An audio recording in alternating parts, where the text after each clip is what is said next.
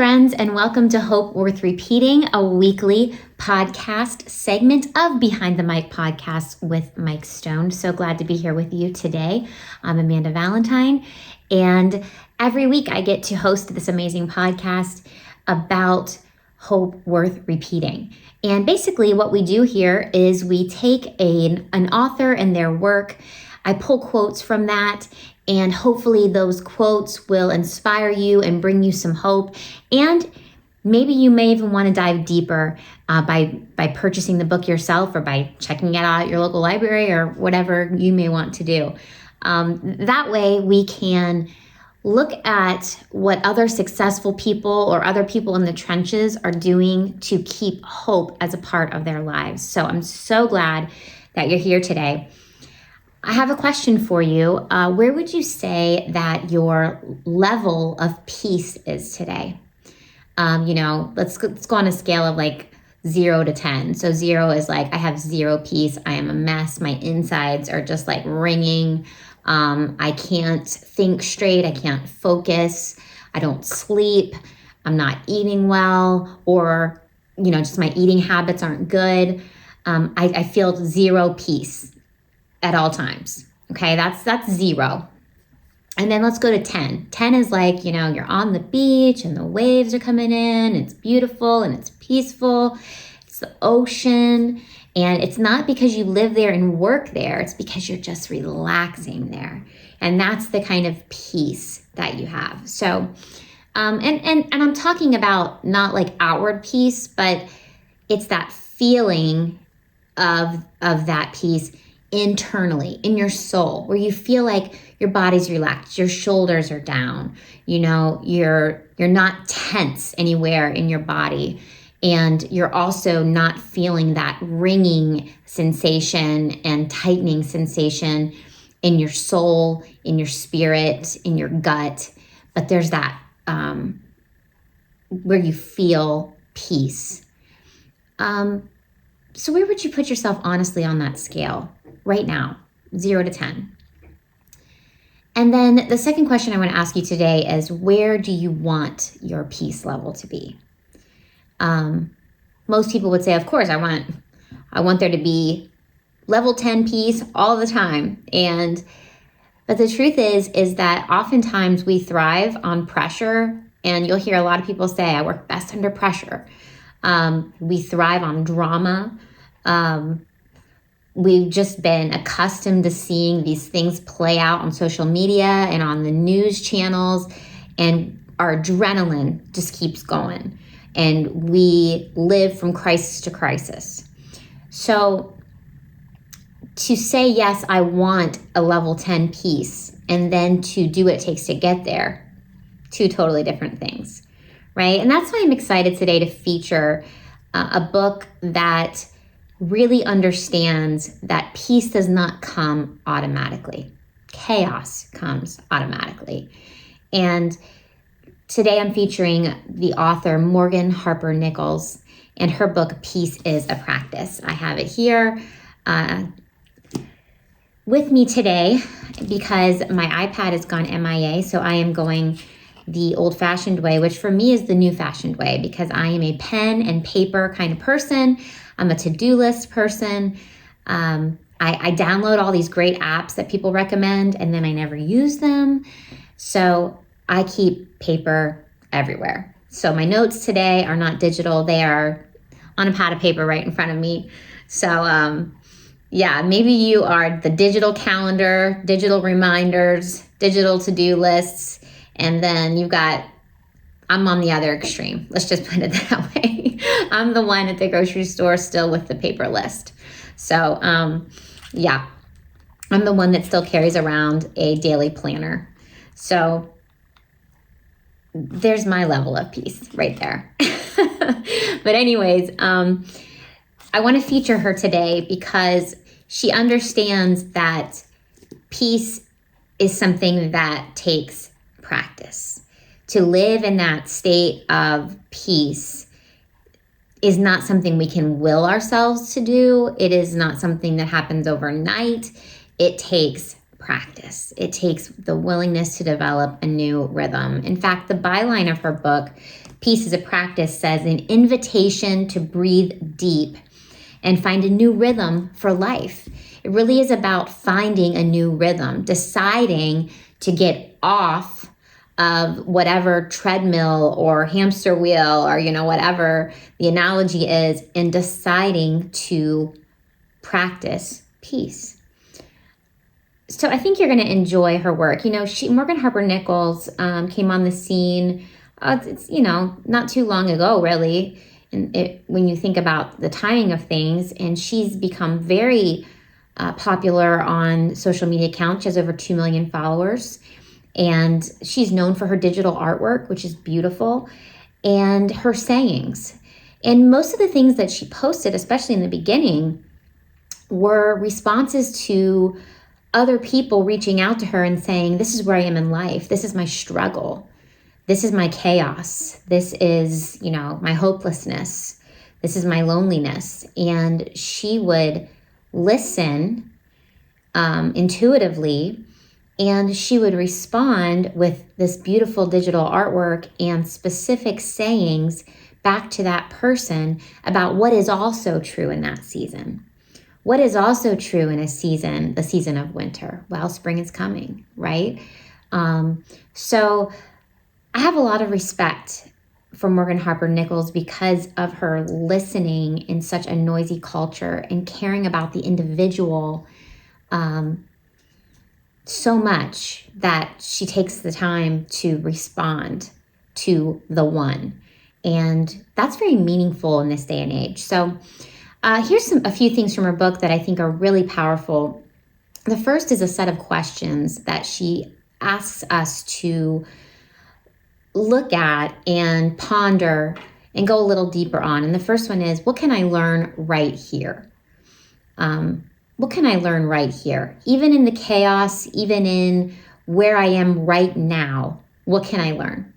And for me, I know when I first saw this question, what can I learn, is I have control over how I respond to things. I can choose to jump in to the chaos pool, or I can choose to practice the pause. I can choose to take a step back and evaluate. I can choose to breathe. There are many things that are my choice. So I learned really in a season of chaos that I don't have to let the chaos completely invade my peace. That's something I can learn. The second question she asks, I think, is also really important. What can I pay attention to right now? And there are times where our attention is just limited, where maybe we're in survival mode or transition mode. And what can we really pay attention to? For instance, my kids are on spring break this week. So what can I pay attention to right now? Well, I can pay attention to my daughter because she's home from school this week and I can spend more time with her. And so what can I pay attention to right now? And another way that I ask myself this question is, what can I do right now to get the peace that I want? Sometimes that's doing something on my to-do list. Sometimes it's making a phone call. A lot of times it's getting myself back present in the moment, getting myself moving, those kinds of things. So what can I pay attention to right now? The third one is, what invitations are disguised as interruptions? What invitations are disguised as interruptions? We get so many interruptions in our day. And sometimes we get to a level of frustration where our peace is not good.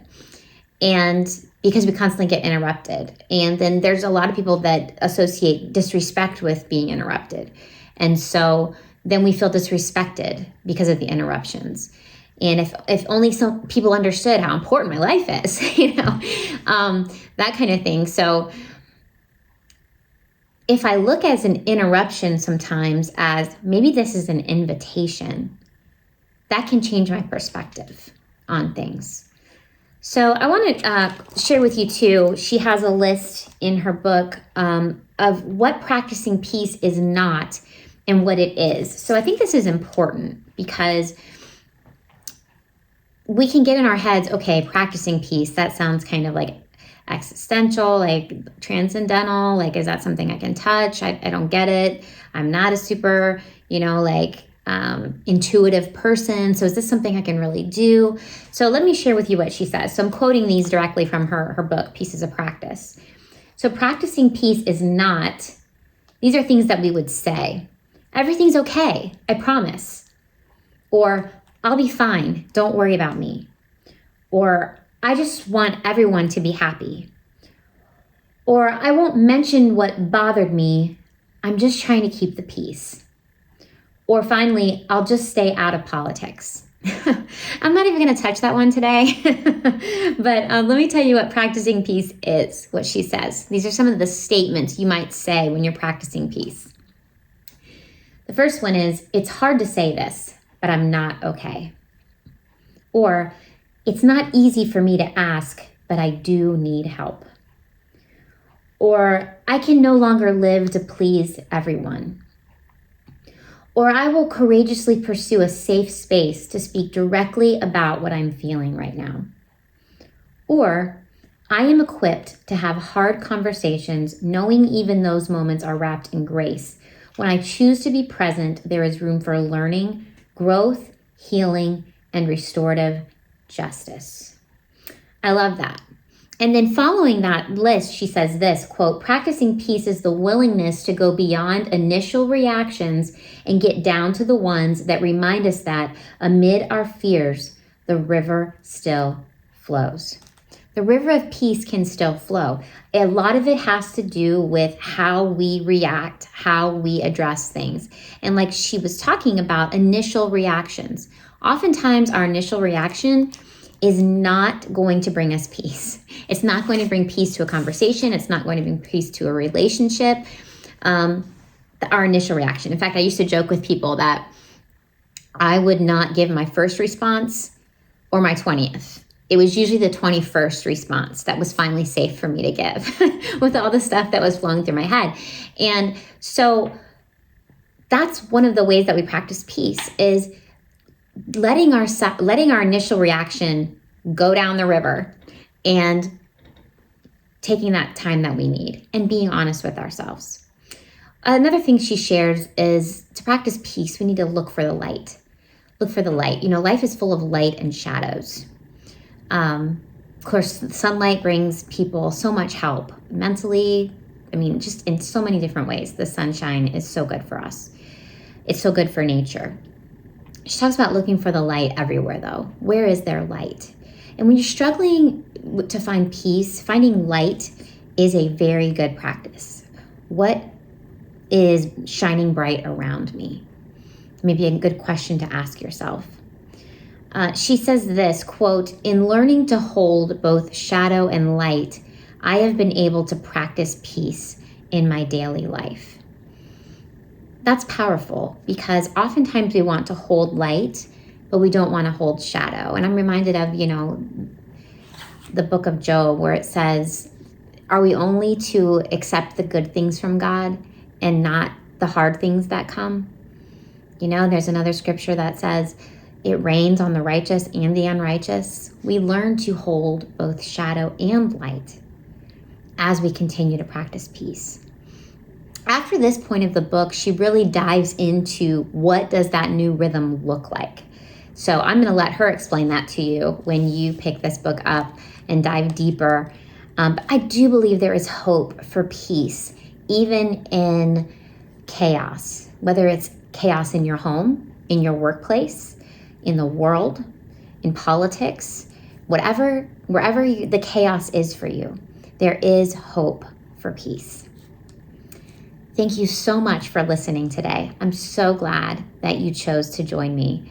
I hope that these principles can begin to help you build a practice of peace for yourself, to go a little bit deeper and to be honest with those around you about your level of peace, to be able to hold both shadow and light. I want to encourage you to share and subscribe and rate and review our Hope Worth Repeating podcast so it can go everywhere that God wants it to go. We want to spread the hope of Jesus and spread the hope that there is still peace available to us. I also want to encourage you to join Behind the Mic Conversations with Mike Stone, released every Sunday. It's a great podcast that you're also going to want to like and share and subscribe to. Conversations of grace and hope that are happening on that podcast every week. Before we go, I do just want to pray a prayer. And I've prayed this prayer before, but it is the Serenity Prayer. And this is a prayer that brings me a lot of peace. God, grant me the serenity to accept the things I cannot change, the courage to change the things I can, and the wisdom to know the difference. Thank you, friends. I'll see you next time on Hope Worth Repeating.